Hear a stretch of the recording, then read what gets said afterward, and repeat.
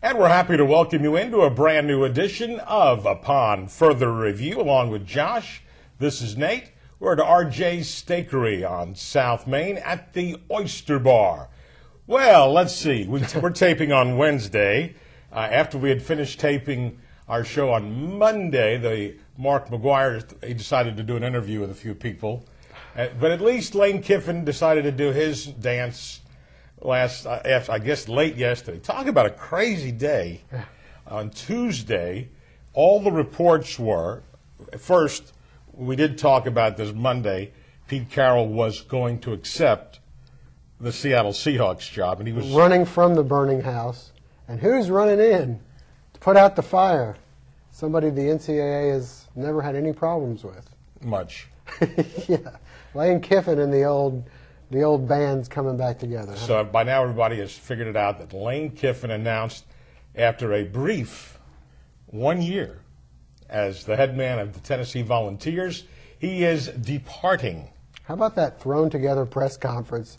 I don't think any microphones were working. All you hear was click, click, click, click, click, like a million pictures. The microphones are way far away. He's kind of wandering through his office, like grabbing stuff up real quick. Anyway, so they'll have a good one today, I'm sure. Southern Cal. Okay, but think how the process is working here. Now, the rumors were that one of the things, Pete Carroll was having an issue with Mike Garrett, the athletic director. We talked about that, I think, the other day. And Mike Garrett is kind of on the hot seat, period. You think? And certainly in the, I guess, ranking of how things are in the city of Los Angeles, the Lakers are the #1 story there. Oh, yeah. But Southern Cal is the #2, they said. The Dodgers now are probably #3 as far as the whole scope of things. Yeah, they're going 9-4 this year. But I'm saying as far as how they're following dip down a little bit. But their following has been strong, and certainly what Carroll did during his 9 years, pretty dramatic. And people, I guess we should remember, before he got there was a lull for a while. Yep. But anyway. And John Robinson. Well, even I think after that, yeah. But anyway, so you got Lane Kiffin winds up with the deal. Now, the talk originally was they wanted to go to Oregon State's coach, Mike Riley. Yep. He turns them down, right? You know, they had talked about Steve Sarkisian at Washington, who said, I just got here. I'm not leaving after 1 year. You know, Jack Del Rio supposedly was putting his staff together. He had his meeting Tuesday with Wayne Weaver, the owner. Now, the Jaguars were in a position, I noticed, it was going to cost them $15 million to fire him.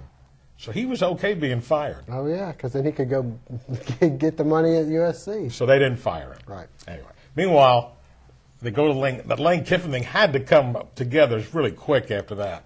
Well, I mean, I think they hired him as much for who he was bringing as himself, because he brought Norm Chow, and I think a lot of people were wondering if some of the problems Pete Carroll has been having lately were due to the fact that Norm Chow left, and you saw a kind of steady decline after that.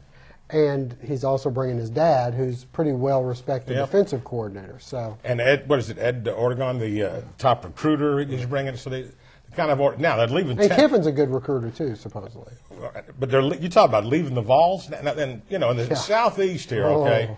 Tennessee still is one of the elite programs. You'd like to think. I mean, it certainly was and still is one of the premier jobs. Now the question is, and who knows, by the time we air our show. Yeah, David Cutcliffe or whoever. That's what everybody thinks right now. He certainly was there as a longtime assistant to Philip Fulmer, had gone to Ole Miss. Right. You know, now he's at Duke. Yep. You know, it's kind of funny how they decided to, when he left Ole Miss, they fell apart, though, for a couple of years. Cutcliffe's the one that did, I think he wound up coaching both Mannings, Peyton and Eli, as it turned out. So anyway, this is his second year at Duke, where he's done a nice job, in trying to rebuild that program. So money, again, that's the only thing, is money is not an issue on these things. It's not like Southern Cal's offering twice as much as Tennessee. Yeah. So it's a case of Kiffin wanting to get back to the West Coast. So his wife wants to sunbathe. I don't know. A lot of people are going to watch that. You would bring that up. You would bring that up. But so he had a nice stint with the Raiders. Yes. What did he last 1 year plus year. a couple of games? And he was called a liar by Mr. Davis. so anyway, the remains of Mr. Davis. So he moves on, and so anyway, this coaching carousel, and the key thing here, we all know, we're what, 3 weeks away. February 3rd is the National Signing Day.